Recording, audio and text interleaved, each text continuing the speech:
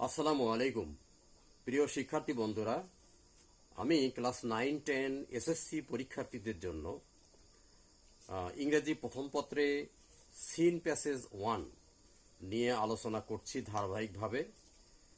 প্রয়োজনীয় seen passage এর video আমি দিচ্ছি, যেমন lesson unit 4 lesson 2 May Day নিয়ে আলোচনা শুরু হয়েছে। 18 জুন রিডিং টেস্ট দিয়েছি, রিডিং প্র্যাকটিস দিয়েছি, 20 জুন এমসিকিউ দিয়েছি। 20 জুনের ভিডিও তোমরা দেখতে পারো। আজ আমি অ্যান্সারিং কোশ্চেন নিয়ে আলোচনা করব এবং বিভিন্ন বোর্ডে আসতে পারে এমন গুরুত্বপূর্ণ প্রশ্নগুলি নিয়ে আলোচনা করব, এবং যাতে করে তোমরা প্যাসেজ থেকেই সিন প্যাসেজ থেকে উত্তর করতে পারো সেটা আমি দেখিয়ে দেব। তো তোমরা ধৈর্য ধরে অপেক্ষা করো এবং শ্রবণ করো। দেখতে পাচ্ছ তোমরা সিন প্যাসেজ মে ডে। এটা আসলে তোমরা যদি বুঝতে চাও ভালোভাবে, এটা তোমাদের অন্তত কয়েকবার পড়তে হবে। এর অর্থগুলো আমি যে ভিডিওতে দিয়েছি সেগুলো আয়ত্ত করতে হবে, তাহলে তোমরা প্রশ্নের অ্যান্সার আমি যেটা দেখিয়ে দেব তোমরা সুন্দরভাবে দিতে পারবে ইনশাল্লাহ।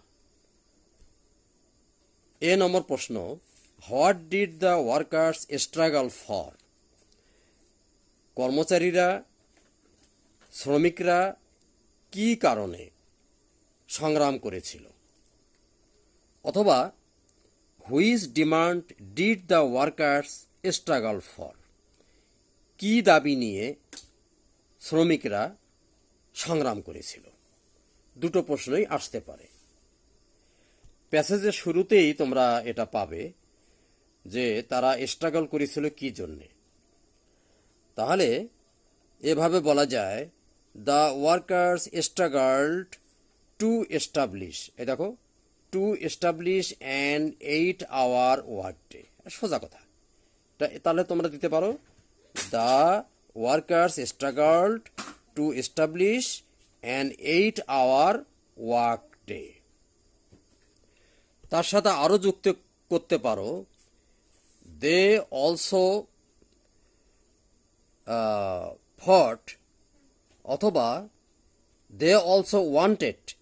এই যে দেখো এখানে শেষে আছে বেটার ওয়ার্কিং কন্ডিশনস, আর কি better pay and better lifes. তাহলে এই প্রশ্নের উত্তরটা, 2 নম্বর প্রশ্নের উত্তর তোমরা সুন্দরভাবে দিতে পারবে। আচ্ছা, এরপর প্রশ্ন হতে পারে, why is May Day observed now? বর্তমানে কেন মে ডে পালিত হয়?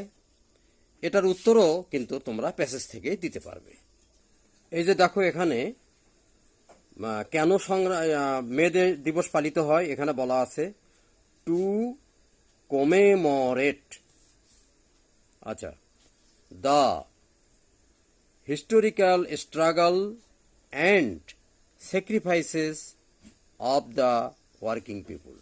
তাহলে এখানে আমরা বলতে পারি যে May Day is observed now to commemorate the historical struggle and sacrifices of the workers. এর সাথে আরও যুক্ত করতে পারো 1 নম্বর উত্তরে যেটা বলছো, for their rights specially for the 8-hour work day. এই কথাটা তোমরা যুক্ত করলে আরও ভালো হবে। আচ্ছা, এরপর প্রশ্ন হতে পারে সি নম্বরে, how did the policeman behave with workers during there protest? প্রতিবাদ করার সময় পুলিশরা ওয়ার্কারদের সাথে, শ্রমিকদের সাথে কীরকম আচরণ করেছিল? এর উত্তরে বলা যায়, প্রশ্নর ধরন দেখেই উত্তরটা আমরা দিতে পারি, the policemen behaved very violently during the protest. প্রথম বাক্যটা এভাবে আমরা দিলাম। তারপরে পুলিশম্যানরা কিভাবে অ্যাটাক করেছিল সেখানে দেখো আছে,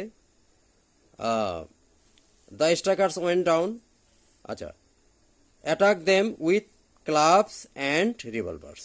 তাহলে এর উত্তরটা তোমরা এভাবে দিতে পারো, they attacked the workers with clubs and রিভলভার্স।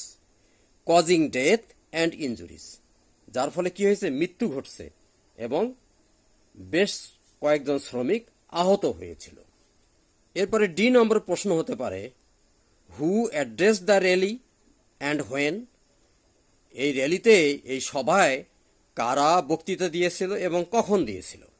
আচ্ছা, এর উত্তরে দেখো, the rally was addressed by the labour leaders, শ্রমিক নেতাদের কর্তৃক এই মিটিংয়ে বক্তৃতা দেওয়া হয়েছিল। কখন ঘটেছিল? এর উত্তরে বলা যায়, ইট was held on May 3, 1886, 2 days after the strike began. ধর্মঘট শুরু হওয়ার 2 দিন পর, অর্থাৎ 1 মেতে ধর্মঘট ডাকা হয়েছিল, 3 মেতে এই পুলিশ কর্তৃক র্যালিতে আক্রমণের ঘটনাটি ঘটেছিল। আচ্ছা, ই নম্বরে আরেকটা প্রশ্ন খুবই গুরুত্বপূর্ণ, what have the workers learned from the event of May 1, 1 মের যে ঘটনাটা ঘটেছিল তা থেকে শ্রমিকরা কি শিক্ষা নিয়েছিল? অথবা আরও হতে পারে, why is the event of May 1, 1886 A reminder for the worker, শ্রমিকদের জন্য এটা একটা রিমাইন্ডার কেন, স্মরণীয় বিষয় কেন? এই দুটো প্রশ্নই আসতে পারে। তা যাই হোক, আমি একটা প্রশ্নের উত্তর প্রথমে দিচ্ছি, তোমরা শেষের দুটা লাইন পড়লে বুঝতে পারবা। May 1, 86 are a reminder that workers will continue to be exploited until they stand up.